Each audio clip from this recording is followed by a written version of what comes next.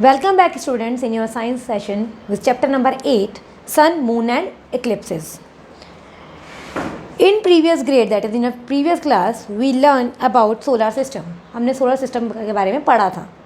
That consists, solar system में क्या होता है? Sun, 8 planets and their satellites, along with other heavenly bodies. और दूसरी heavenly bodies भी होती हैं. The sun, सबसे पहले हम इस चैप्टर में हैं sun, इसके बारे में स्टडी करेंगे. Sun is a star.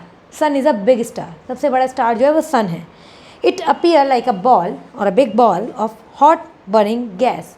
सन अगर देखें तो ऐसा लगता है कि आग का एक बॉल की तरह है. आग से भरी हुई बॉल है, बर्निंग गैसेस की है. It is mostly made up of hydrogen. Sun जो है सबसे ज़्यादा किसका बना हुआ है? हाइड्रोजन का बना हुआ है. अबाउट 70% जो है सन हाइड्रोजन से ही बना है. In the sun hydrogen is continuously changes into helium gas. Sun में जो हाइड्रोजन है वो कंटिन्यूसली हीलियम में कन्वर्ट हो रही है और इस बदले में क्या मिल रहा है? हीट भी मिलती है और हमें लाइट भी मिलती है. तो सन से हमें हाइड्रोजन की बर्निंग पर helium gas plus light, heat, ये दोनों चीज़ें मिलती हैं. The process result in the emission of huge amount of energy in the form of light and heat. इसी प्रोसेस की वजह से जब हाइड्रोजन कन्वर्ट हो रहा है हमें हीट और लाइट मिली. Sun is responsible for the changes in climate and weather of the earth. Sun जो है वो पूरी तरह से रिस्पॉन्सिबल है हमारे अर्थ पर वेदर और क्लाइमेट चेंज के लिए. The energy that we get from the sun is known as solar energy. Sun से मिलने वाली जो एनर्जी है वो कहलाती है solar energy. Fact about the sun. Sun is nearly 4.6 billion year old. ये फैक्ट है सन के बारे में कि इसकी जो एज है वो अराउंड 6.46 बिलियन ईयर ओल्ड है ये. It is nearly spherical shaped. ये स्फेरिकल शेप का होता है and diameter of about 1392000 kilometre, that is 13,92,000 kilometre. It is approximately 150 million kilometre away from the earth. ये हमारी अर्थ से 150 मिलियन किलोमीटर दूर है. Temperature at the centre of the sun reaches about 15 million degree Celsius.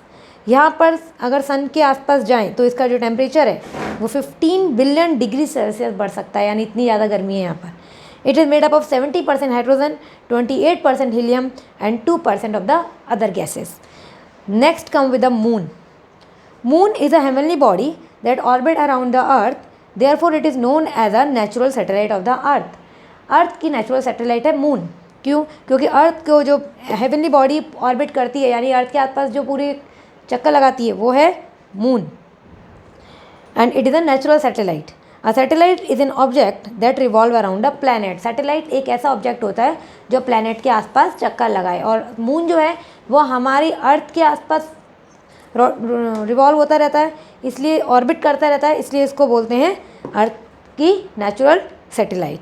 Moon orbit the earth at the distance of 3,84,400 kilometre. It is the closest neighbour of the earth in space. It appear as a dark grey coloured ball of rock. पत्थर की एक ball की तरह दिखती है ये. इसका colour है grey colour, dry grey coloured ball. It is believe that the moon was formed when the planetary object crashed on to the earth. ये माना जाता है कि मून कब बना? जब यहाँ पे कुछ ऑब्जेक्ट थे, प्लानिटरी ऑब्जेक्ट थे, वो क्लैश हुए, क्रश्ड हुए, तो अर्थ में मून बना. Size of the moon is much smaller than the sun. Sun के कंपैरिजन में मून का साइज बहुत छोटा है. However, it appear of the same size of the sun because it is much closer to the earth. क्योंकि ये अर्थ के बिल्कुल पास है तो हमें ये सन के बराबर ही लगता है. अगर हम रात को मून देखें और एक तरफ हम सन को सुबह मॉर्निंग में नोटिस करें तो हमें नियर अबाउट दोनों में इतना डिफरेंस पता नहीं लगता. लेकिन ऐसा इसलिए है क्योंकि अर्थ से मून जो है वो पास में है, सन दूरी पर है, इसलिए दोनों के अप्रॉक्सीमेट अगर हमें साइज़ नोटिस करना हो तो जजिंग करने में हम लोग सिमिलर जज करते हैं. Moon is made up of 3 layer. Moon 3 layer से बना है, core, crust and mantle. It does not have it own light. Moon की खुद की कोई लाइट नहीं होती. It receive light from the sun, उसी लाइट को ये रिफ्लेक्ट कर देता है, वापस पीछे की तरह बाउंस कर देता है, और वही लाइट हमें, वो मून हमें जो है वो ऐसा दिखता है कि मून की एक खुद की लाइट है। It is the second brightest object in the sky after the sun. Sun के बाद अगर कोई ब्राइटेस्ट ऑब्जेक्ट हमें स्काई में नज़र आता है तो वो क्या आता है? Moon. Surface of the moon, surface of the moon is made up of rock. यहाँ पे आपको पिक्चर दी हुई है, डायग्रामेटिक रिप्रेजेंटेशन है यहाँ पर। इस तरह से मून दिखता है। इसकी जो मून की जो सरफेस है वो पत्थर की है, एंड डस्ट भी है यहाँ पे। इट हैज़ हाई माउंटेन, बड़े बड़े पहाड़ भी हैं यहाँ पे, वॉल्केनोज भी हैं, एंड इम्पैक्ट क्रेटर होते हैं गड्ढे। The crater have been created on the surface of the moon due to impact of the colliding meteorite. और ये मून पर बड़े बड़े जो क्रेटर हैं, गड्ढे हैं, वो कैसे बने हैं? बड़े बड़े जो क्रेटर बनने का रीज़न है वो है कि यहाँ पर गिरने वाले मेटेराइट, जब भी मेटेराइट फोर्सफुली गिरता है तो वो कहीं ना कहीं वहाँ पर सरफेस पे होल कर देता है, और वो वहाँ पे होल जो है वो एज इट इज़ रहेंगे क्योंकि एटमॉस्फेयर नहीं है। Condition on the moon, there is no air and water on the moon. क्योंकि एटमॉस्फेयर नहीं है, एयर और वाटर ही नहीं है, तो मून पर ये क्रेटर्स जो ऐसे ही बने हुए हैं, गड्ढे ऐसे ही बने रहेंगे सालों साल, कभी नहीं हटेंगे ये। However a thin layer of gases is present on the moon. लेकिन अगर कुछ गैसेस हैं तो वो पतली सी लेयर के फॉर्म में अवेलेबल हैं। No air mean there is no atmosphere. अगर एयर नहीं है तो एटमॉस्फेयर भी नहीं है। In the absence of atmosphere surface of the moon become very hot during the day. क्योंकि एटमॉस्फेयर नहीं है, दिन के ड्यूरेशन में क्या होगा? मून बहुत गर्म हो जाता है, और नाइट आते ही ये वापस से कूल हो जाता है। इसके जो टेम्परेचर है during day it reaches about 100 degree centigrade, and very cold at night. और नाइट आने पर -173 डिग्री सेंटीग्रेड हो जाता है, इतनी बर्फ़ जैसी कंडीशन हो जाती है। Absence of atmosphere also mean that there is no protection from the approaching meteorite. Atmosphere नहीं है तो इसका मतलब यहाँ पर इसको कोई नहीं बचा सकता। मेटेराइट इस पर आएंगे और इस पर कोलाइड हो जाएंगे, गिर जाएंगे। This is the reason why there are so many crater on the moon. और यही कारण है कि मून पे बहुत सारे गड्ढे या क्रेटर क्यों हैं। Lack of air mean that two people talking on the moon can not hear each other. अब एयर नहीं है तो इसका मतलब सुनाई भी नहीं देगा, मून पे बातें करेंगे तब भी सुनाई नहीं देगा कौन अगला पर्सन क्या बोल रहा है। The reason being that sound wave need medium to travel. इसका कारण ये क्योंकि साउंड जो है उसको मीडियम चाहिए ट्रैवल होने के लिए। हम आपस में बातें करते हैं, हमें सुनाई इसलिए देता है क्योंकि जो साउंड है, साउंड वेव्स जो हैं वो एयर की मीडियम से हमारे ईयर तक वाइब्रेशन के थ्रू पहुंच जाती हैं। लेकिन यहाँ पर जब एयर नहीं है तो ऐसा कोई मीडियम ही नहीं है ट्रैवलिंग का। That is why space suit of astronaut are fitted with radio set. इसलिए जो स्पेस सूट्स होते हैं, एस्ट्रोनॉट्स जो स्पेस में जाते हैं उनके स्पेस सूट्स में रेडियो सेट्स लगे होते हैं, ताकि जब भी वो बोले तो एक दूसरे को उनकी आवाज़ सुनाई दे। रेडियो वेव्स जो हैं वो ट्रैवल होती हैं without time. After receiving a radio messages radio set convert radio wave into sound wave, ताकि इजीली वहाँ पे बातें हो, मतलब वो एक दूसरे से कन्वर्सेशन कर सकें। Gravity on the surface of the moon is around 1/6 of the gravity on the surface of the earth.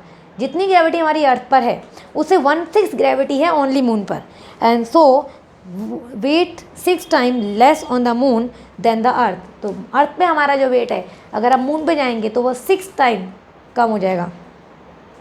Landing on the moon, the first space craft to land on the moon was Apollo 11। सबसे पहला जो space craft था moon पे गया था वो था Apollo 11। It carried 3 American astronaut. इसमें 3 अमेरिकन एस्ट्रोनॉट गए थे, Neil Armstrong, Buzz Aldrin and Michael Collins. और जब ये गए थे वो डेट थी 21 जुलाई 1969। Neil Armstrong created history by becoming the first human to set his foot on the moon. Neil Armstrong ने एक इतिहास स्थापित किया जब इन्होंने सबसे पहले मून पर अपना पाँव रखा। Neil Armstrong first word on the moon word, जो उनके पहले वर्ड थे वो थे that's one small step for man, one giant leap for mankind. He was soon join on the surface of the moon by Buzz Aldrin. और उसके जब नील Armstrong ने फुट रखा था उसके बिल्कुल बाद आए बज एल्ड्रिन। उन्होंने भी इनको सब एक साथ ही गए थे ये। And the experiment that they carried on the moon help us to know more about our nearest neighbor in space. Phases on the moon, moon में भी phases होते हैं। moon revolve around the earth every 27.3 days. moon जो है वो अर्थ के आसपास revolve करता है, चक्का लगाता है, और चक्का लगाने के जो पूरे डेज हैं वो हैं 27.3 days. It rotate around it on axis. The time period of revolution and rotation of the moon are almost the same. Thus, the same side of the moon is always facing the earth. The part of the moon that faces the sun lit up by the sun, वो face जो सन के पास होता है वो रोशनी में आ जाता है, दूसरा पार्ट जो है जो हम सन से दूर होगा वो डार्कन हो जाएगा। Moon that face the sun lit up by the sun, different portion of the sun are illuminated by sun at different time during its rotation। जो अलग अलग पोर्शन है मून के वो सन से लाइट लेंगे, इल्यूमिनेट होंगे, रोशनी मिलेगी उनको, लेकिन अलग अलग टाइम में, रोटेशन के अलग अलग टाइम पे। These illuminated portion appear change shape, जब अर्थ से हम इसको देखेंगे तो हमें लगेगा कि मून जो है अपनी शेप चेंज कर रहा है, दो it is not changing shape, लेकिन जो पार्ट लाइट लेता रहेगा हमें वही पार्ट दिखेगा, मून की खुद की कोई लाइट नहीं है। And the changing shape of the moon, और यही बदलती जो शेप हमें अर्थ से दिखती है इसको हम बोलते हैं phases of the moon. New moon, सबसे पहला है new moon. In this phase the illuminated side of the moon is away from the अर्थ, यहाँ पर जो रोशनी मिलने वाला हिस्सा है जिसमें सन से मून को लाइट मिल रही है, इल्यूमिनेट हो रहा है, वो हिस्सा दूर होता है, वो पार्ट दूर हो जाता है। सो that part receive no rain, other part of the moon show no sunlight, that phase is called new moon। अर्थ से हमें कोई भी मून नज़र नहीं आता, so we cannot see from the अर्थ। अर्थ से हमें जब वो पार्ट ही नज़र नहीं आएगा मून का तो हमारे लिए उस दिन वो मून है ही नहीं, तो वो डे होगा न्यू मून डे।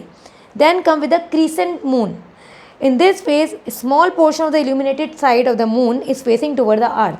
अब वो हिस्सा जिसको थोड़ी सी लाइट मिली हुई है सन से वो हमें दिखना स्टार्ट हो जाता है अर्थ से, फिर हम उसे बोलते हैं crescent moon. Than half moon, उसके बाद हाफ पोर्शन इल्यूमिनेट हो जाता है, वो हमें विजिबल हो जाता है, ये हाफ मून कहलाता है। Then gibbous moon, that is more than half, that is 3/4 portion जो है वो कवर हो जाए लाइट से, और अब हमें दिखने लग जाए कि हाँ मून जो है वो 3/4 कवर्ड है, 3/4 लाइट दे रहा है, that is gibbous moon. And then come with the full moon. ऐसा फुल मून वाला जो डे है ये पूर्णिमा का दिन माना जाता है, और इस दिन मून जो है वो प्रॉपर इल्यूमिनेटेड रहता है, उस पर पूरी रोशनी रहती है सन की। It is called full moon. The phases of the moon reversed after the full moon, और वापस से फिर फुल मून आने के बाद, पूर्णिमा के बाद से फिर वापस से वही फेजेस चेंज होने लग जाते हैं।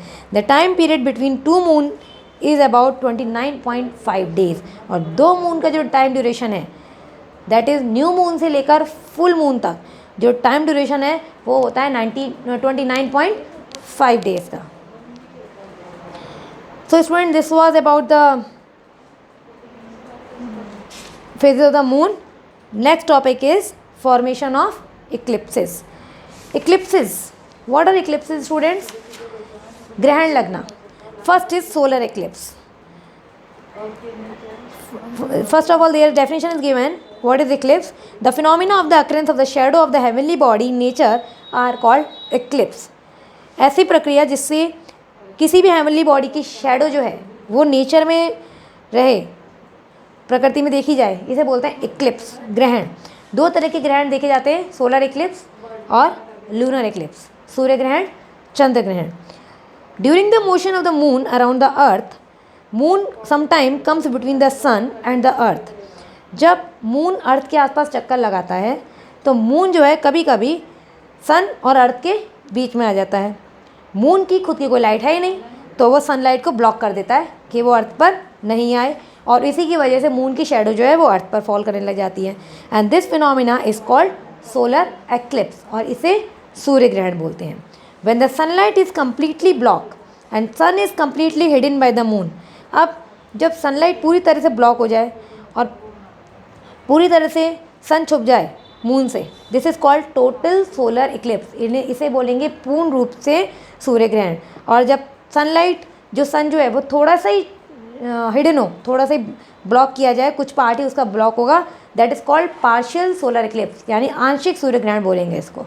Solar eclipse is seen during the day time, दिन में ही दिखेगा solar eclipse. We should not look at the solar eclipse with unaided eye, it can harm our eyes. हमारी आँखों से अगर हम ऐसे देखना चाहें बिना किसी डिवाइस के तो सोलर इक्लिप्स हमारी आँखों को नुकसान करेगा, क्योंकि रेडिएशन जो है उस समय बहुत पावरफुल होती हैं। सो if there is any planetarium in your city, you can ask them for glasses, जो ऐड होती है, ग्लासेस होते हैं उससे आप, ब्लैक ग्लासेस होते हैं उससे आप इनको सोलर इक्लिप्स को देख सकते हो। lunar eclipse. Lunar eclipse occur when the earth come between sun and moon in a straight line. Lunar eclipse तब होता है जब अर्थ जो है वो सन और मून के बीच में आ जाए स्ट्रेट लाइन में. As we can see in the diagram में दिख रहा है हमें अर्थ जो है वो मून और सन के दोनों के बीच में आ चुकी है. And it block the sunlight and cast it shadow on the moon. क्योंकि अर्थ की भी खुद की कोई लाइट नहीं है तो वो ओपेक बॉडी है, दूसरी बॉडी पे वो अपनी शेडो ज़रूर देगा. जब सन से पड़ने वाली लाइट मून तक नहीं पहुंच पाए और यहीं पे उसकी शेडो पड़ने लग जाए, अर्थ की शेडो जो है मून पे पड़ने लग जाए, this is called lunar eclipse. इसे बोलते हैं चंद्र ग्रहण. When sunlight is completely block by the earth and the moon completely hidden. जब चांद पूरी तरह से छुप जाए और शेडो अर्थ की शेडो उसको पूरा कवर कर ले, this is called total lunar eclipse. And when the shadow covered partially, जब आधे रूप में शेडो पड़ेगी, that is called partial lunar eclipse. Artificial satellites is the next topic. Artificial satellites are man made object that orbit earth. They are launched into the space using rockets. Artificial satellites कैसे जाती हैं space में? Rockets के through जाती हैं. Topic artificial satellite we will continue in our next lecture. So students, read the chapter till now what we had done. Thank you.